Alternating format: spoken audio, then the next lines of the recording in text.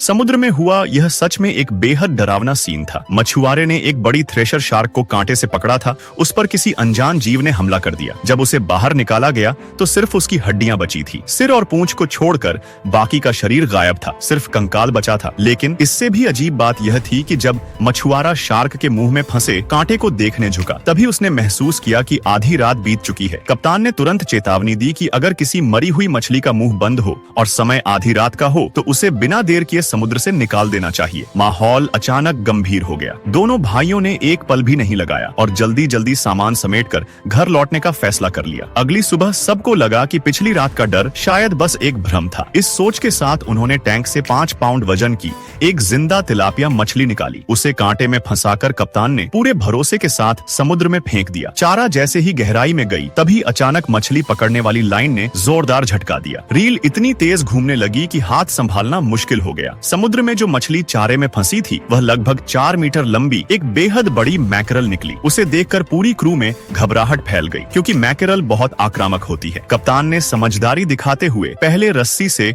उसके नुकीले हिस्से को बांधा। इतनी बड़ी मैकेरल पकड़ना किसी भी मछुआरे के लिए जिंदगी भर की उपलब्धि होती, लेकिन कप्तान संतुष्ट नहीं था। उसे यकीन नहीं था कि यही वह जीव है जिसने रात में शार्क पर हमला किया था। मछली को छोड़ने के बाद उन्होंने फिर से जाल लगाया और नाव पर 3 फिशिंग रॉड तैयार कर दी। कुछ ही देर में पानी के नीचे फिर हलचल शुरू हुई। लगभग 100 मीटर दूर एक बड़ी मछली पानी से बाहर उछली। वह बेहद ताकतवर लग रही थी। कप्तान ने धैर्य से लाइन को संभाला और थोड़ी ही देर में एक और मैकेरल पकड़ ली, जो स्पेनिश मैकेरल की रिश्तेदार थी। लगातार छोटी छोटी मछलियां फंसने लगी, जिससे कप्तान निराश हो गया। आसपास की नावों में भी वही मछलियां पकड़ी जा रही थीं। इससे साफ हो गया कि उस इलाके में बड़े शिकारी मौजूद नहीं थे। आखिरकार कप्तान ने दिन की मछली पकड़ने की गतिविधि बंद करने का फैसला किया। अब सवाल यही रह जाता है, आखिर उस थ्रेशर शार्क को किस रहस्यमयी समुद्री जीव ने खाया था।